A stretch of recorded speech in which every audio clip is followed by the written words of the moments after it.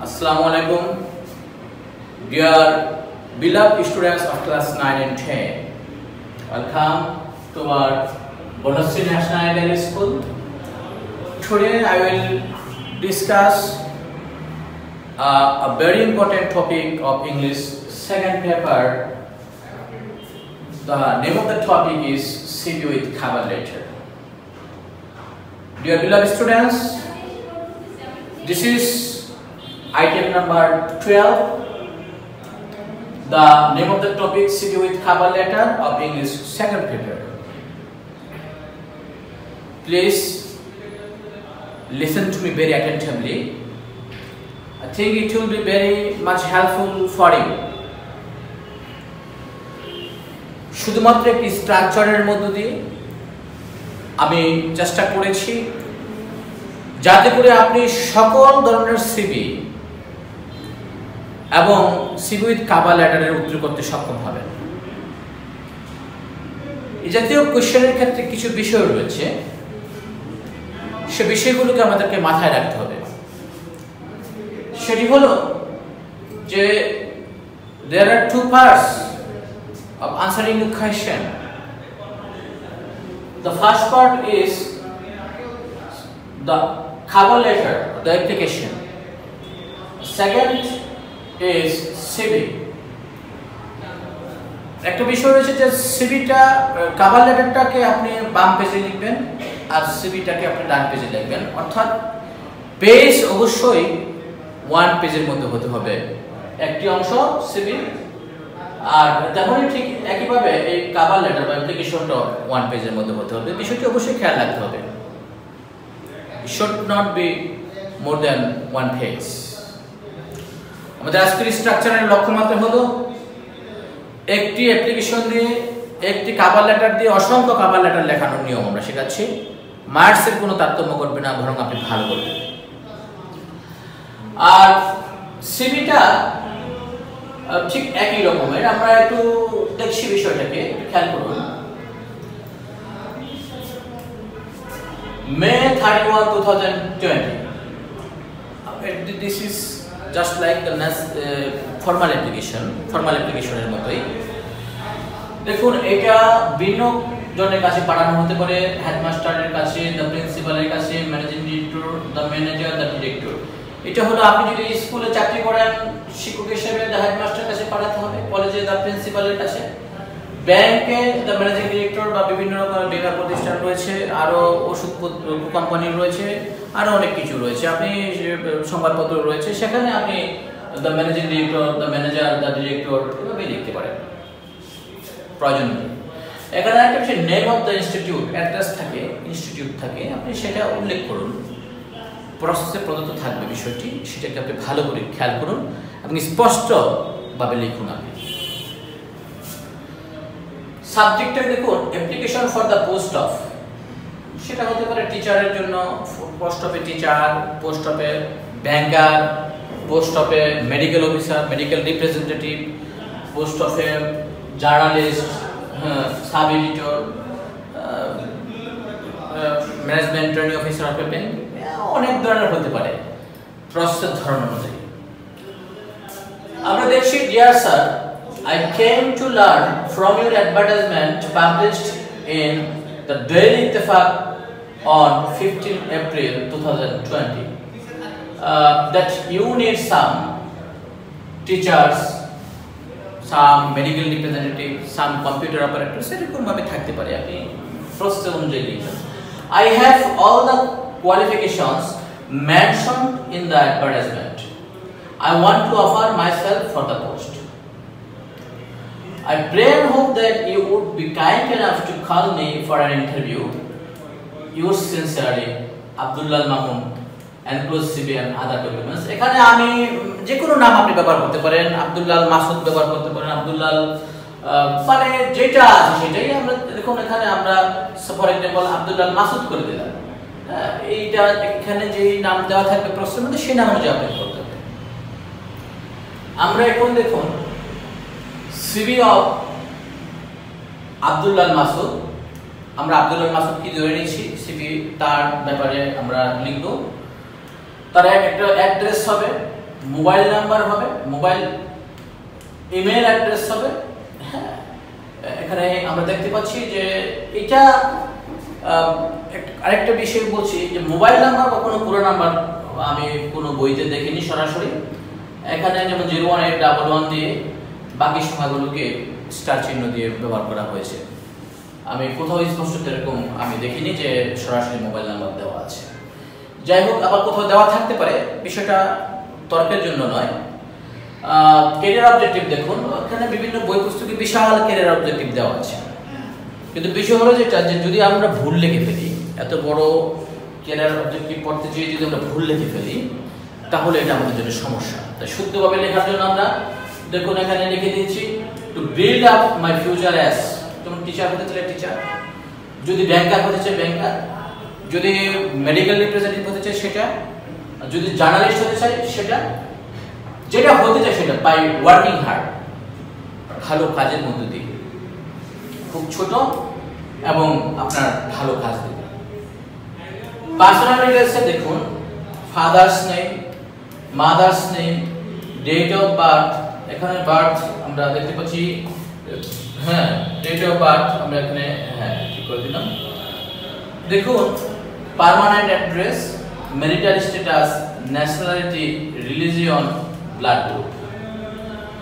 এখানে ব্যক্তি টু ব্যক্তি বিশেষে ভিন্ন ধরনের হতে পারে, তবে প্রশ্নে যদি থাকে যে নাম থাকে সেই নামের অনুকূলে আমরা ভিন্ন ধরনের নাম এখানে ব্যবহার করতে পারি, তো এতে তেমন সমস্যা নেই। তবে জন্ম তারিখের ব্যাপারে আমাদের খেয়াল রাখতে হবে যাতে করে এটা 30 বছরের উপরে না চলে যায়। সুপ্রিয় শিক্ষার্থীবৃন্দ, তারপরে হচ্ছে চাকরির এইজের একটা উল্লেখ থাকে বিভিন্ন ক্ষেত্রে, আর উল্লেখ না থাকলেও আমরা এই বিষয়টাকে এভারেজে আমরা খেয়াল রাখার চেষ্টা করব। দেখুন এডুকেশন কোয়ালিফিকেশন আমরা যাচ্ছি। এডুকেশন কোয়ালিফিকেশনের মধ্যে মোট 4টা column, name of degree, board অথবা university, group or subject, result, year of passing. প্রিয় শিক্ষার্থীবৃন্দ, খুব মনোযোগ দিয়ে খেয়াল করার জন্য অনুরোধ করছি। দেখুন সর্বোচ্চ ডিগ্রিটি আমরা প্রথমে লিখব MA Jagannath university English, GPA 3 out of 4 2012।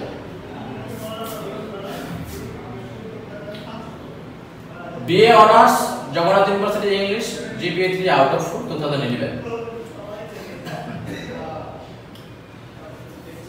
SSC Dhaka board humanities, GPA 5 2007। SSC Dhaka board humanities, GPA 5 2005। উল্লেখ থাকে যে এই চাকরির অ্যাপ্লিকেশনের মধ্যে আপনার এডুকেশন কোয়ালিফিকেশন তখনই উপযুক্তটা লেখা হবে যখন চাকরির ডিপার্টমেন্ট বুঝবে। যদি কেউ ব্যাংকে চাকরি করতে চায় তাহলে বিবিএ এমবিএ হওয়া ভালো। যদি কেউ ডাক্তার হতে চায় অবশ্যই ইংরেজি অনার্স মাস্টার্স করলে ডাক্তার হওয়া যাবে না। সাংবাদিক হতে চাইলে জার্নালিজম অনার্স মাস্টার্স করা ভালো। আবার মেডিকেল রিপ্রেজেন্টেটিভ করে বাংলা অনার্স মাস্টার্স করে আমার মনে হয় না যে খুব বেশি একটা সুফল বয়ে আনতে পারবে। তো বিষয়গুলোকে আমাদের খেয়াল রাখতে হবে। যেমন আইটি অফিসার হতে হলে আমি ইংরেজিতে অনার্স মাস্টার্স যদি করি এবং আইটি অফিসার হতে চাই, বিশেষজ্ঞ হতে চাই, আমার অ্যাপ্লিকেশন করা যাবে না। তাই কোন যোগ্যতা নিয়ে কোন চাকরিতে অ্যাপ্লিকেশন করতে হবে সেটা আমাদেরকে বুঝতে হবে। তাই এইটা খুবই গুরুত্বপূর্ণ। চাকরির ধর্ম অনুযায়ী এটা আমাদেরকে লিখতে হবে। এক্সপিরিয়েন্স যখন ব্যাংকে চাকরি বা শিক্ষক হিসেবে চাকরির কথা বলা হবে, have been working as a teacher since সাল দেওয়া লাগবে। এখন আমি একজন শিক্ষক, যদি ব্যাংকে চাকরি অফিসারের জন্য অ্যাডভার্টাইজমেন্ট আসে এবং সেখানে যদি আমি কি করি যে আমি লিখি যে have been working as a teacher since, কোনো কাজে আসবে না এটা। আবার যদি বলা হয় যে একটা মেডিকেল রিপ্রেজেন্টেটিভ হিসেবে অভিজ্ঞতা এবং চাকরির ইয়ে চাওয়া হয়, অ্যাপ্লিকেশন চাওয়া হয়, আমি যদি শিক্ষক হয়ে অভিজ্ঞতা দিই সেটা কাজে আসবে না। এগুলো প্রশ্নের নাম্বার কমাবে, এই অংশটা বাদ যাবে, মার্কস ফল ডাউন হবে। Language fluent in Bangla, English and Hindi, excellent and written and spoken English. এখানে এটা খুব গুরুত্বপূর্ণ বিষয়। অনেকের রয়েছে বেশ ভালো যোগ্যতা, বেশ ভালো সার্টিফিকেট, মানুষের বিভিন্ন প্রতিবন্ধকতা থাকতে পারে, কথা বলার প্রতিবন্ধকতা থাকতে পারে, বিভিন্ন রকমের সমস্যা থাকতে পারে।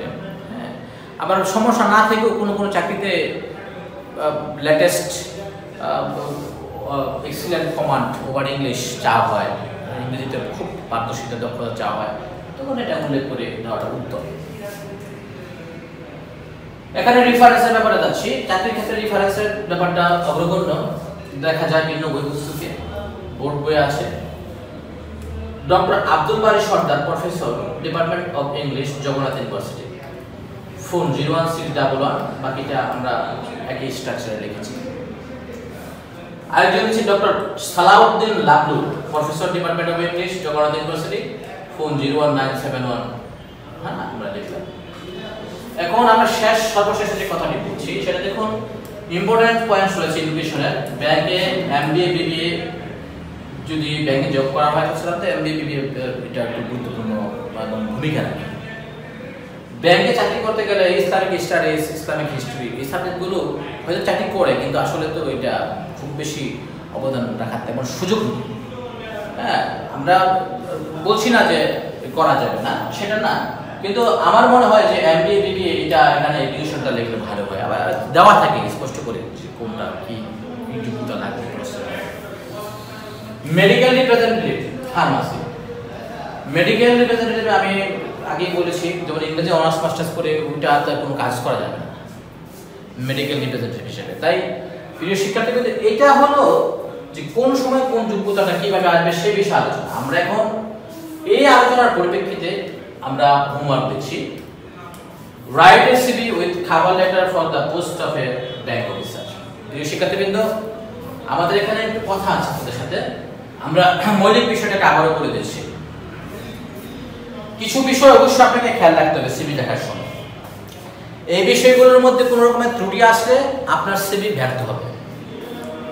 আপনি একজন সফল সিভি আপনি রাইটার হবেন না। সিভি লেখার ক্ষেত্রে অবশ্যই আপনি প্রাথমিক পর্যায়ে সিদ্ধান্ত নিন যে আমি এই কভার লেটার অ্যাপ্লিকেশনটাকে 1 পেজে শেষ করবো, বাম পেজে, আর সিভিটাকে আমি ডান পেজে শেষ করবো। এটা আপনার মানসিক সিদ্ধান্ত থাকতে হবে। দ্বিতীয় ক্ষেত্রে আপনার যেটা থাকবে যে লেখাগুলো স্পষ্ট হতে হবে, ভাষাগুলো সহজ সাবলীল হতে হবে, টু দ্য পয়েন্টে লিখতে হবে, ডেট তারিখ যেগুলো এগুলো লিখতে হবে, পত্রিকার নাম কভার লেটারে উল্লেখ করতে হবে, স্পষ্ট করে উল্লেখ করতে হবে, যেমনটা প্রশ্নে থাকে। সিভির ক্ষেত্রে অবশ্যই আপনার ক্যারিয়ার অবজেক্টিভটা লিখতে হবে, পার্সোনাল ডিটেইলস, আপনার অ্যাড্রেস আবশ্যক। আর এডুকেশনের ব্যাপারে আমরা একটু আগে বলেছি, ইতিপূর্বে বলেছি এডুকেশনের ব্যাপারে যে আপনার জব সেক্টরের বিষয়বস্তু ভিত্তিক এগুলো চিন্তা করে আপনাকে এডুকেশনটা লিখতে হবে। এবং সর্বশেষে এক্সপিরিয়েন্সটাও আপনাকে এইভাবে লিখতে হবে। তবে সর্বশেষ কথা হলো যেটা, যে আমরা যেন রেফারেন্সটা লিখতে না বলি। প্রিয় শিক্ষার্থীবৃন্দ, সবাই ভালো থাকুন, আমাদের সঙ্গে থাকুন। আমরা আমাদের বনশ্রী ন্যাশনাল আইডিয়াল স্কুলের অনলাইন ক্লাসে আপনাকে আরও একবার স্বাগত। সবাই ভালো থাকুন, সুস্থ থাকুন। আসসালামু আলাইকুম।